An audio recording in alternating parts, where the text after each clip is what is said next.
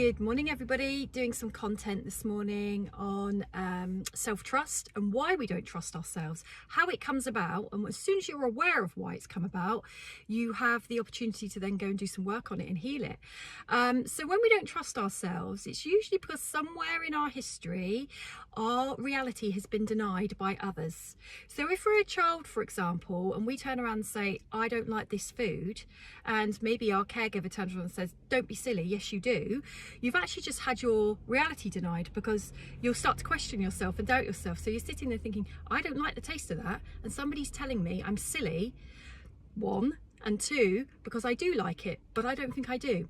What happens over time, it can start as simple as that, and we've all done it, but it can start as simple as that, and then those little invalidations through our life continues. And what happens is we start to disconnect to our true self, which is our intuition, our genuine self. It's our gut feelings that just know what's right for us in our lives.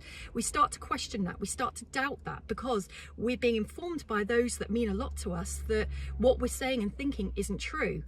So our reality gets denied, and then we go through life outsourcing our worth to others. So we outsource our worth to others, we outsource our beliefs, our feelings, we check with others. Is it okay for me to think this? What do you think in this situation? When actually it's yours to own. That situation is yours to own. It's what you think in that situation.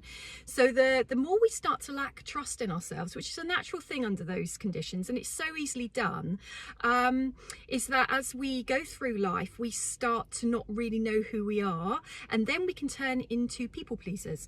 We please others because I'm okay if you're okay. How about I'm okay if I'm okay? But we start to base our worth, our beliefs, our every aspect of our survival on what others think about us. So you can see how we start to lose our self-perception, and it's a natural thing. It's painfully common, but once you understand what's going on, you can start to notice, where am I actually getting somebody else to tell me that I'm okay, or that what I think is okay, so that you can start to realign with your true self, your own intuition, your own feelings and thoughts and needs, and start to check in with yourself. What do I need regardless of others? Now that can be a big step, and it can be scary, because we might be so doubtful in ourselves, we might be so unconfident and so uncertain in knowing ourselves, that it feels far better to outsource all of ourselves to another person to tell us what's what. Well, what if they're having a bad day?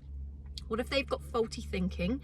They're not us, so how could they possibly answer what we think is right? So we become more and more disconnected to our true selves, and then we end up living a life that we're not happy with. We don't know why, but we've kind of come off our journey, our path. It's never too late in life to start listening to your own intuition. It's never too late. And remember, at the end of the day, whatever we didn't have met for us growing up, when we're an adult, it does become our responsibility to do it for ourselves. Bit of a kick in the teeth sometimes, but actually the gift is that you still can do it for yourselves, but you firstly have to know what your needs are. And if you don't trust yourself, you don't trust your decision making, you don't trust your journey up ahead, you don't trust what you feel is right for you, it is hard to suddenly become realigned with your true self, but you still can. And it's about knowing what your needs are. So what are my needs in this situation? Actually, I need to decide whether I like that food or not. I'm not a bad person for not liking that food. We're all allowed choices, and we all have different taste buds as well, by the way. There is physiology in that. So when children say they don't like a certain food, I'm just using it as a typical example, possibly because I've done it to my own children.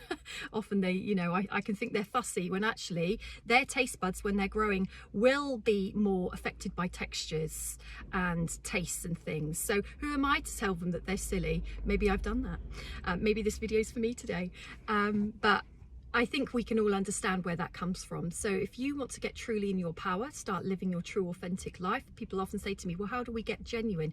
Know thyself, know you, know what your wants are, know what your likes are, know what food you don't like. That's a good start, and stick to it, own it, and be apologetic to no one for it. But notice, maybe through reflection, evaluation of your childhood, a timeline, where did I maybe get invalidated? And again, I always say it's not about judging our parents or our caregivers. It's about just gently and kindly observing, where was I told that what I actually truly did think and feel was wrong?